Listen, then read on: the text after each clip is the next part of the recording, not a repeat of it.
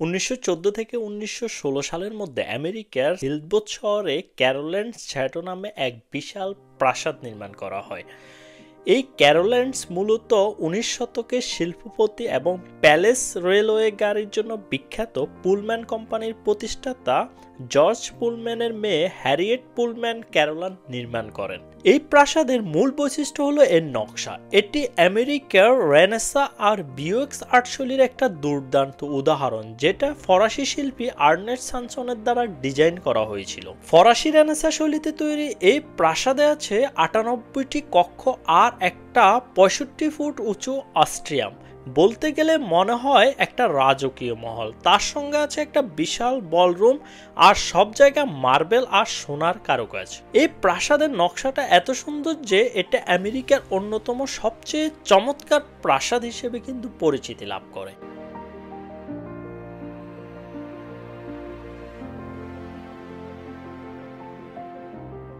এই ঐতিহাসিক প্রাসাদটি 2004 সালে চার্লস জনসন এবং তার স্ত্রী অ্যানি $26 মিলিয়ন ক্রয় করেন। তারপর তারা এটাকে কিছুটা রিনোভেশন করে, এরপরে এটার ভ্যালুয়েশন করে প্রায় $130 মিলিয়ন, যেটা আসলে আমেরিকার সবচাইতে দামি যে বাড়িটা বিক্রি হয়েছিল তার থেকেও বেশি ভ্যালুয়েশন করা হয়েছিল। তারপর তারা কি করলেন, তারা এই যে 130 মিলিয়ন ভ্যালুয়েশনের বাড়িটা কিন্তু বাইরে বিক্রি করে দেয়নি, তারা এটাকে দান করে দিলেন একটা প্রাইভেট ফাউন্ডেশনে, যেটার নাম ক্যারোল্যান্ড ফাউন্ডেশন। এই ফাউন্ডেশনের প্রতিষ্ঠাতাও কিন্তু এই চার্লস জনসন এবং তার স্ত্রী। শুনতে বিষয়টা অনেক ইন্টারেস্টিং লাগে, তাই না? যে $130 মিলিয়ন মূল্যের একটা প্রপার্টি তারা একটা ফাউন্ডেশনে দান করে দিল। কিন্তু মজার বিষয় হলো, প্রোপাবলিকের একটা রিপোর্ট অনুসারে এই যে দানটা করা হলো ফাউন্ডেশনে, এটা মূলত করা হয়েছে পুরোটাই ট্যাক্স ফাঁকি দেওয়ার জন্য।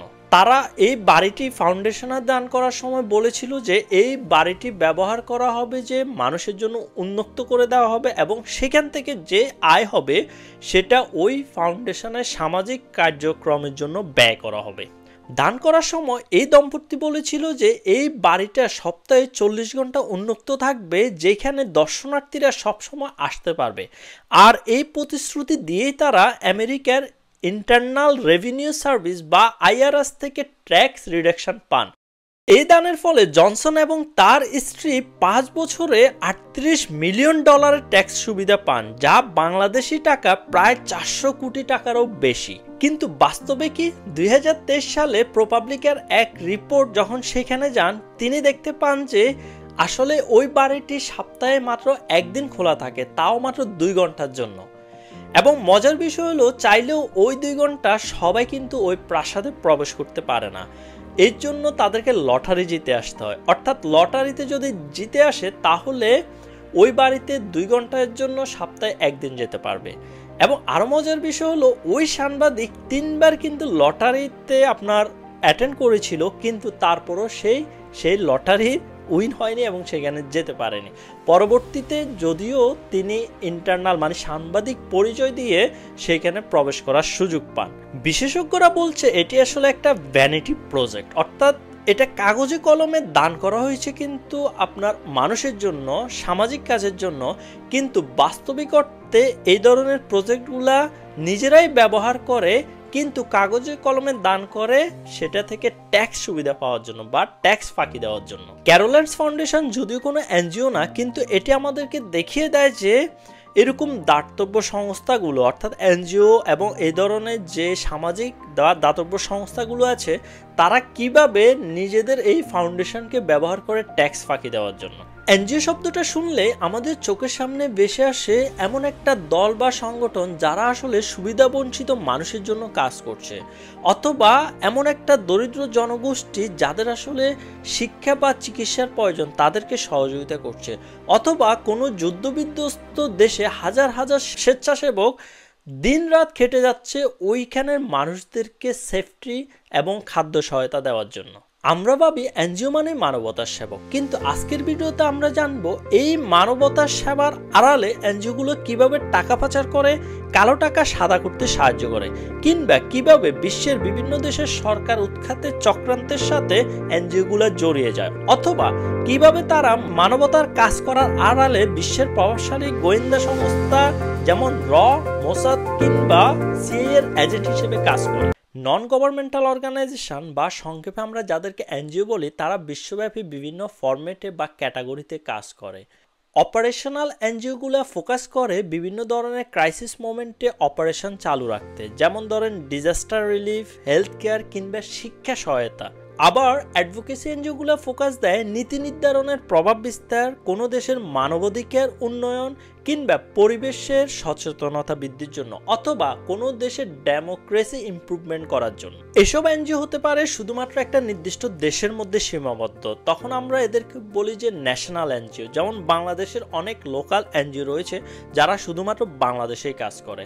আবার এ সকল এনজিওর বিস্তার কিন্তু বিশ্বব্যাপীও হতে পারে, তখন এদেরকে আমরা বলি যে আইএনজিও, অর্থাৎ ইন্টারন্যাশনাল এনজিও যেটাকে বলা হয়। যেমন ধরেন যে অক্সফাম, সেভ দ্য চিলড্রেন কিংবা হিউম্যান রাইট ওয়াচ।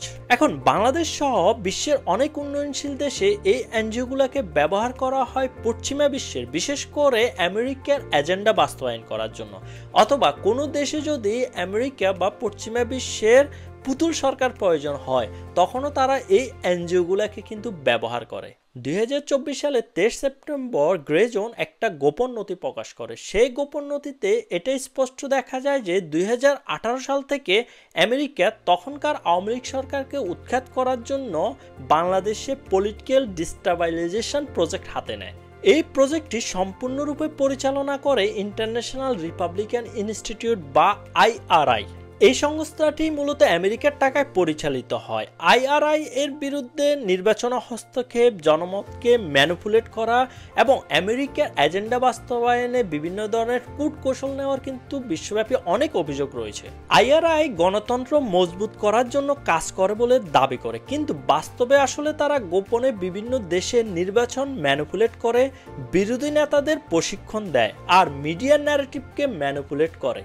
তারা ওই সকল দেশে রাজনৈতিক মতামতের জন্য জরিপ তো চালায়, কিন্তু সেই জরিপ তারা পুরোপুরি কিন্তু প্রকাশ করে না, অথবা প্রকাশ করলেও সেটা একটা উদ্দেশ্যপ্রণীতভাবে প্রকাশ করে। অর্থাৎ সেই জরিপটা, অর্থাৎ ধরেন যে বাংলাদেশে যদি তারা নির্বাচনকে ম্যানিপুলেট করতে চায় অথবা কোনো সরকারের বিরুদ্ধে কাজ করতে চায়, তখন তারা বিভিন্ন ধরনের সার্ভে চালায়, যেটা আসলে তারা সবসময় প্রকাশ করে না ওই সার্ভে রেজাল্টটা, অথবা প্রকাশ করলেও সেখান থেকে আংশিক প্রকাশ করে, বাকিটা দিয়ে বিরোধী দলকে সহযোগিতা করে তারা কিভাবে সরকার বিরোধী আন্দোলনের জন্য কৌশল সাজাবে। সেটার একটা বাস্তব উদাহরণ হলো 2023 সালে এই আরআইআই বাংলাদেশে কিন্তু একটা এরকম সার্ভে, অর্থাৎ আপনার নির্বাচনী সার্ভে পরিচালনা করে। সেই সার্ভে যে কোশ্চেনগুলো করা হয়েছিল, সবগুলো কোশ্চেনেই মূলত কিন্তু এটাই প্রকাশ পাচ্ছিল যে ওকে ওই সময়ে যে সরকার ছিল, অর্থাৎ আওয়ামী লীগ সরকার, তখন তাদের সবগুলাই ধরেন যে কোশ্চেন নেগেটিভ মার্কের দিকে ছিল।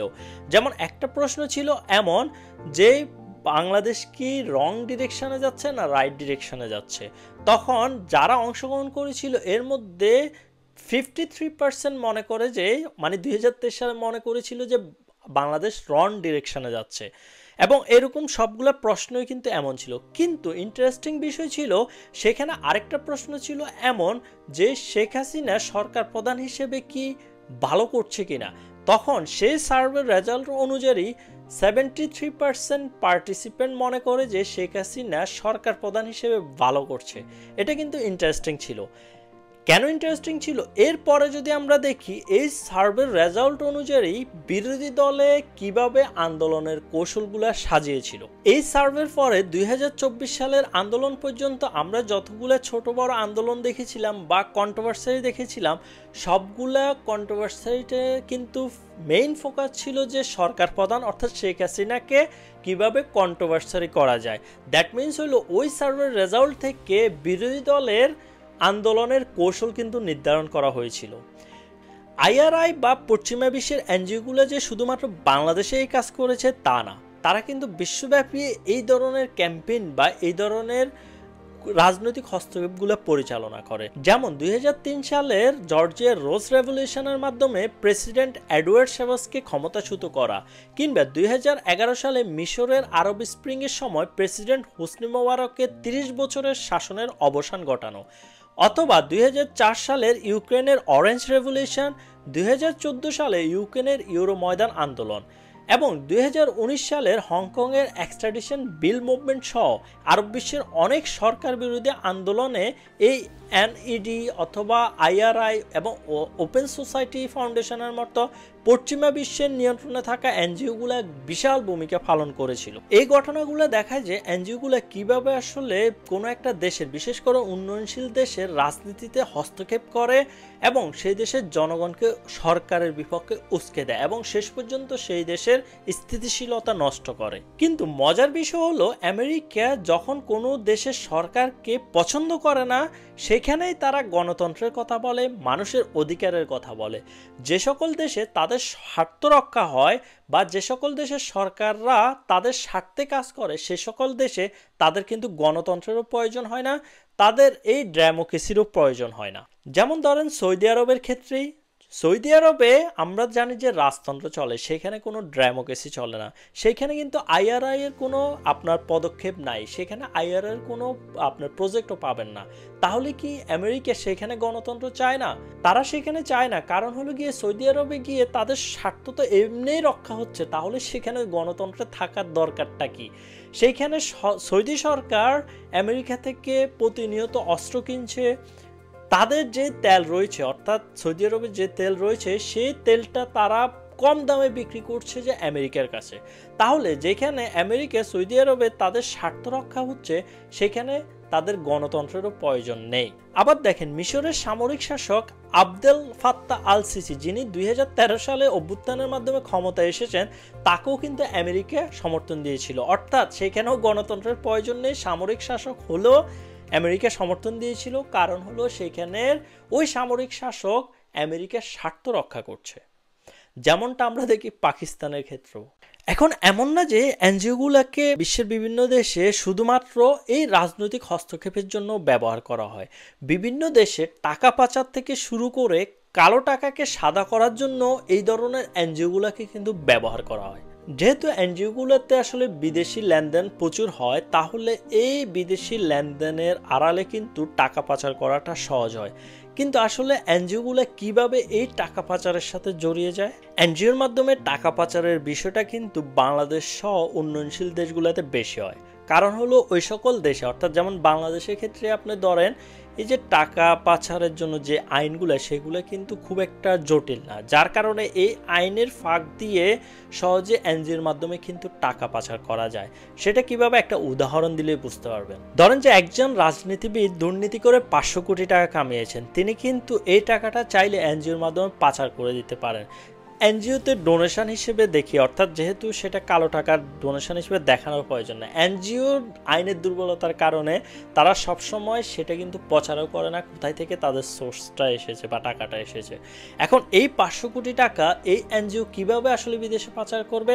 তারা দেখাবে যে দুবাইতে ধরেন যে তারা একটা শেল কোম্পানি করলো, সেই শেল কোম্পানি থেকে তারা বিভিন্ন ধরনের সার্ভিস নিল, তারা দেখাইলো যে সেখান থেকে তারা শিক্ষক বা প্রশিক্ষক আনলো বাংলাদেশে, সেই প্রশিক্ষকের জন্য তারা পে করতেছে কোথায়? দুবাইয়ের ওই শেল কোম্পানিতে। বাস্তবিক অর্থে সেখানে কিন্তু কোনো কার্যক্রমে হয়নি, কোনো প্রশিক্ষণ হয়নি, বরং এই টাকাটা ওই দুবাইয়ের শেল কোম্পানিতে তারা অলরেডি ট্রান্সফার করে দিয়েছে। কাগজে কলমে তারা দেখাচ্ছে তারা সেখান থেকে প্রশিক্ষণের জন্য বা প্রশিক্ষক নিয়েছে, অথবা ধরেন যে লজিস্টিক সাপোর্ট বা এই ধরনের সাপোর্ট দেখিয়ে তারা অলরেডি টাকাটা কিন্তু দুবাইতে পাঠিয়ে দিয়েছে। এখন এই যে এই টাকাটা যাতে এটা ট্রেস করা না যায়, সেজন্য এই টাকাটা ওই শেল কোম্পানি থেকে আরেকটা শেল কোম্পানিতে কিন্তু ট্রান্সফার করা হয়। ধরেন যে সেটা সুইজারল্যান্ডের একটা কোম্পানিতে, আরেকটা শেল কোম্পানিতে আরেকটা সার্ভিস দেখিয়ে কিন্তু ট্রান্সফার করে দেওয়া হলো। সেই টাকাটা লাস্ট পর্যন্ত দেখা যাচ্ছে ইউকেতে আরেকটা শেল কোম্পানিতে গিয়ে দেখানো হলো, বা সেখানে একটা বাড়ি কেনার জন্য ইনভেস্ট করে দেওয়া হলো। তার মানে বাংলাদেশের ওই দুর্নীতিবাজ রাজনীতির 500 কোটি টাকা অলরেডি ইউকেতে গিয়ে একটা বাড়ি কিনা হয়ে গিয়েছে। এইভাবেই মূলত এনজিওর মাধ্যমে টাকাটা পাচার করা হয়ে থাকে। 2016 সালের পানামা পেপার মাস তদন্তে দেখা গেছে যে বাংলাদেশ সহ বিশ্বের অনেক এনজিও কিন্তু এই ধরনের টাকা পাচারের সাথে জড়িত ছিল, যেখানে আসলে তারা বিভিন্ন ধরনের শেল কোম্পানি এই ধরনের ভুয়া সার্ভিস এবং ওভার ইনভয়েস আন্ডার ইনভয়েস দেখিয়ে টাকা পাচার করেছিল। এনজিওগুলোর আরেকটা ভয়ঙ্কর দিক বা যোগসূত্র বলা হয়ে থাকে, তারা বিভিন্ন গোয়েন্দা সংস্থার হয়ে কাজ করে বিভিন্ন দেশে। যেমন ধরেন বিশ্বের যে সকল ডমিনেট গোয়েন্দা সংস্থাগুলো রয়েছে, যেমন মোসাদ, MI6 অথবা CIA, এদের যে বিভিন্ন কার্যক্রম রয়েছে তারা কিন্তু এই এনজিওগুলোর মাধ্যমে বিভিন্ন দেশ থেকে তথ্য সংগ্রহ করে বা সেখানে অপারেশনও পরিচালনা করে। এর একটা উদাহরণ হলো পাকিস্তানে সেভ দ্য চিলড্রেন যে এনজিওটা রয়েছে সেটা ব্যবহার করা হয়েছিল ওসামা বিন লাদেনের যে উপস্থিতি বা কোথায় সে রয়েছে সেটা ট্র্যাক করার জন্য। CIA এই এনজিওর আড়ালেই কিন্তু কাজ করেছিল, যার কারণে পাকিস্তানে এই সেভ দ্য চিলড্রেনের যে কার্যক্রম সেটা কিন্তু সীমিত করে দেওয়া হয়েছিল। এনজিওগুলোর আরেকটা যে বিষয় নিয়ে কন্ট্রোভার্সারি সেটা হলো যে এই এনজিওগুলোর মাধ্যমে পশ্চিমা বিশ্বের যে আদর্শ বা সংস্কৃতি সেটা কিন্তু উন্নয়নশীল দেশগুলোকে ছড়িয়ে দেওয়া হয়। যেমন ধরেন যে সমকামিতার অধিকার অথবা ধরেন যে LGBT যেটা আমরা বলি, সেটার বিভিন্ন উন্নয়নশীল দেশে কিন্তু এই এনজিওগুলোর মাধ্যমে ছড়িয়ে দেওয়া হয়।